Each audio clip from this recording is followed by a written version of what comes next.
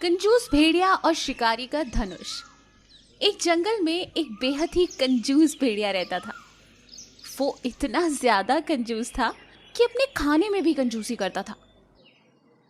वो जो भी शिकार करता था उसका मांस कई दिनों तक बचा कर रखा करता था ताकि एक बार में खत्म ना हो और वो बार बार उसको खा सके। आज काफी मोटा ताजा शिकार हुआ है। इसको तो संभाल के रखूंगा, कम से कम 1 हफ्ता चलाऊंगा। जैसे एक बार उसने हिरन का शिकार किया तो पहले दिन सिर्फ उसने कान खाया और अगले कई दिनों तक दूसरे अंग। कई बार तो उसके शिकार का मांस कई दिनों तक पड़े रहने के कारण सड़ जाता था, जिससे वो उसे खा ही नहीं पाता था और पूरा का पूरा शिकार बर्बाद हो जाता था। लेकिन फिर भी उसकी ये कंजूसी की आदत जा ही नहीं रही थी। इस तरह से वो हमेशा ही कंजूसी करता था। इसकी वजह से वो बहुत कमजोर हो गया था। उसकी मरियल हालत देखकर जंगल के अन्य पशु भी उसका मजाक बनाते थे। जब जंगल से भेड़िया गुजरता तो हाथी, जिराफ जैसे सभी जानवर उसे बुलाकर उससे कहते, अबे कंजूस, ओए कंजूस। ये तो इतना कंजूस है कि अपना भोजन भी छुपा कर रखता है खुद से। ये एक दिन अपनी कंजूसी की वजह से ही मरेगा। कंजूस, देखो कैसा मरियल होता जा रहा है।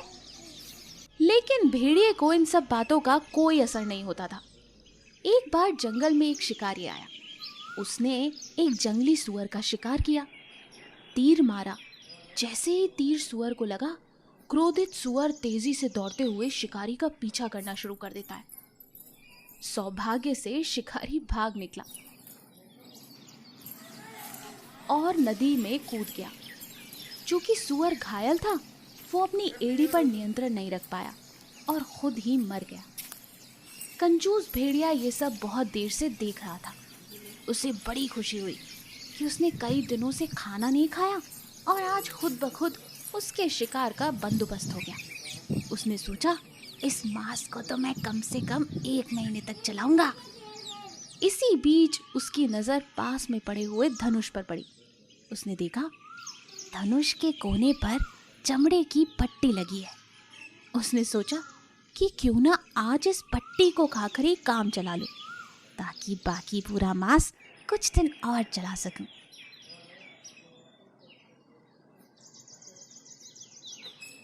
कंजूस भेड़िए ने पट्टी को एक तरफ से काटा।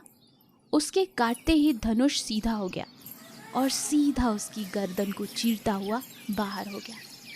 भेड़िया उसी वक्त मर गया। तो इस कहानी से हमें क्या सीख मिली? ज़रूरत से ज़्यादा कंजूसी और ज़रूरत से ज़्यादा लालच हमेशा नुकसान होता है। किफ़ायती होना अलग होता है, पर कंजूस होने में कोई फ़ायदा नहीं। ऐसी और अमेजिंग कहानियों के लिए हमारे चैनल को लाइक और सब्सक्राइब करना ना भूलें। शुक्रिया। लालची गधा। एक जंगल में कौवा और गधा दोनों बहुत अच्छे दोस्त थे। जहाँ भी जाते थे वो दोनों साथ ही जाते थे। एक दिन गधा भोजन की तलाश में घूम रहा था कि इतने में वहाँ उसका दोस्त कौवा आया और कौवे ने कहा, दोस्त, कहाँ जा रहे हो? बहुत भूख लग रही है, भोजन की तलाश में जा रहा हूँ। गधे की बात सुनकर कौवे ने कहा, इस जंगल के थोड़े ही दूर पर भोजन है, चलो हम वहाँ चलते हैं। मैं उतनी दूर नहीं चल सकता। तुम्हारा क्या है, तुम तो हवा में उड़ते हुए चले जाओगे, तुम्हें तो कोई थकान महसूस नहीं होती। वहाँ मकई के खेत हैं और बहुत ही स्वादिष्ट मकई है, चलो ना चलते हैं। मकई की बात सुनकर कौवे के मन में लालच आ गया और वो गधे के साथ चला गया। कौवा और गधा दोनों मिलकर भोजन के लिए निकल जाते हैं कि तभी एक लोमड़ी की नजर उन पर पड़ती है और वो मन ही मन सोचती है, अरे वाह, ये गधा तो बहुत ही हट्टा कट्टा है। अगर मैं इस गधे को महाराज को दे दूं, तो उनके खाने के बाद वो थोड़ा सा मुझे भी दे देंगे। ये सोचकर लोमड़ी गधे के पास जाती है और उससे कहती है, अरे तुम कहाँ मकई के भोजन की तलाश में जा रहे हो? मैं तुम्हें उससे भी स्वादिष्ट और उससे भी ज्यादा भोजन बताती हूँ। तुम मेरे साथ आओ। ये सुनकर गधा लालची बन जाता है और उसके साथ जाने के लिए तैयार हो जाता है। लेकिन तभी गधे का दोस्त कौवा आता है और वो गधे से कहता है, दोस्त, तुम इस लोमड़ी की बातों में मत आओ। हमें मकई ही काफी है, हमें इसके साथ नहीं जाना चाहिए। चलो मेरे साथ ही चलो। अरे दोस्त, मैं एक बार लोमड़ी का भोजन भी देख कर आता हूँ। तुम चलो, मैं पहुँच जाऊंगा। लोमड़ी और गधा दोनों मिलकर वहां से निकल पड़ते हैं।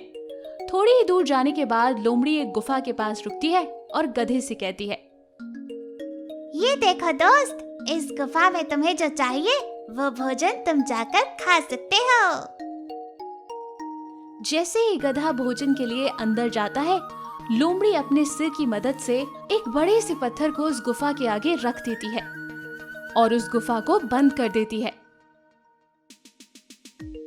और शेर को लाने के लिए निकल जाती है। ये सब कौवा देख रहा था। वो अपने दोस्त की मदद के लिए हाथी के पास जाता है।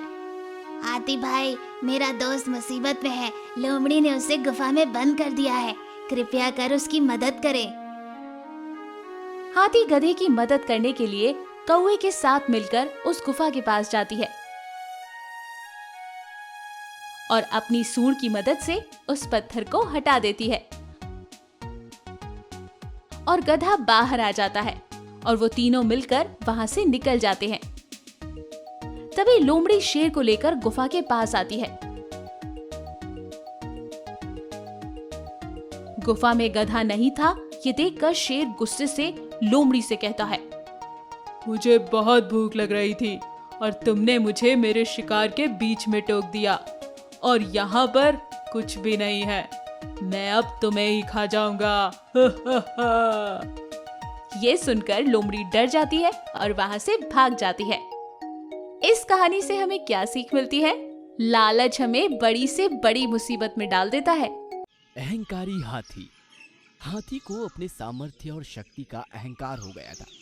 हाथी किसी से सीधे मुंह बात तक नहीं करता था। हाथी रास्ते से गुजर रहा था, तभी सामने से शेर आता है। शेर को देखकर हाथी गुस्सा हो जाता है।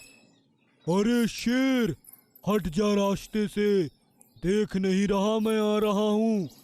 लगता है अहंकार में तू इतना अंधा हो गया कि जंगल के राजा को नहीं देख पा रहा है।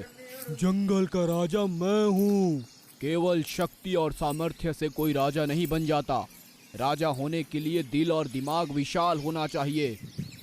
यूं मेरा अपमान ना कर, मेरे लिए कुछ भी असंभव नहीं है। हट जा मेरे रास्ते से। ठीक है बेटा, मैं भी तुझसे बहस नहीं करना चाहता। तू जा अपने रास्ते और मैं जाता हूँ अपने रास्ते। ऐसा कहकर शेर निकल जाता है और हाथी उन्माद में आगे बढ़ता है।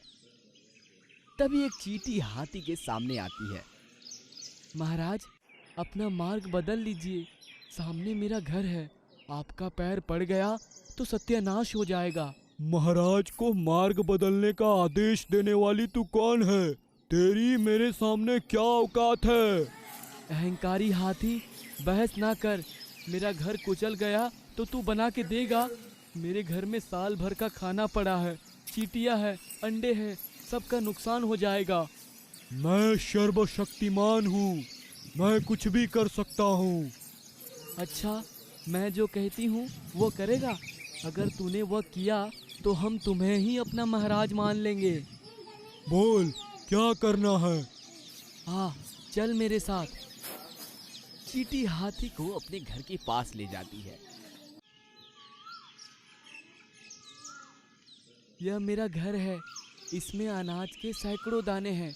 तुम्हें बस एक दाना निकालना है।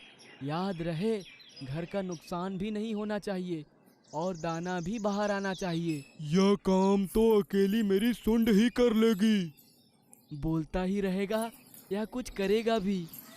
चींटी हाथी के घर में अपनी सूंड डालने का बहुत प्रयास करता है, लेकिन उसकी सूंड बड़ी होने के कारण घर में जा ही नहीं पाती। ध्यान रखना, घर का नुकसान नहीं होना चाहिए।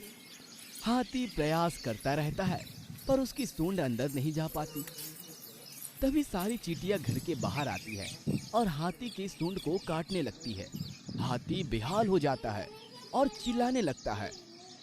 अरे बहन रोको इन्हें, दर्द से मरा जा रहा हूँ। अरे बहन रोको इन्हें। क्यों? तू तो सर्वशक्तिमान है ना, फिर इतना सा दर्द बर्दाश्त नहीं कर सकता? मुझसे गलती हो गई, मुझे माफ कर दो। रुक जाओ रे बहन, सब रुक जाओ। चींटियां हाथी को काटना बंद कर देती है। तू तो दाना निकाल नहीं पाया, मैं ही निकाल कर दिखाती हूँ। चींटी घर में घुसती है और एक दाना निकालकर बाहर लाती है। इतना बड़ा हाथी तू, पर एक छोटा सा दाना ना निकाल सका? फिर क्या काम का है तेरा सामर्थ्य? चल जा, अब कभी अहंकार ना करना। दर्द से और अपमान से बेहाल हाथी गर्दन झुकाकर वहां से निकल जाता है। दोस्तों, हमने क्या सीखा? दुनिया में कोई भी सर्वशक्तिमान नहीं है। जो काम चींटी कर सकती है वो हाथी नहीं कर सकता, और जो हाथी कर सकता है वो चींटी नहीं कर सकती। सबके पास अलग अलग शक्तियां हैं। उन शक्तियों का हमें अपने तथा दूसरों के हित में उपयोग करना चाहिए, उनका अहंकार नहीं करना चाहिए। अगर आपको हमारी कहानी पसंद आई तो हमारे चैनल को लाइक और सब्सक्राइब जरूर कीजिएगा। धन्यवाद।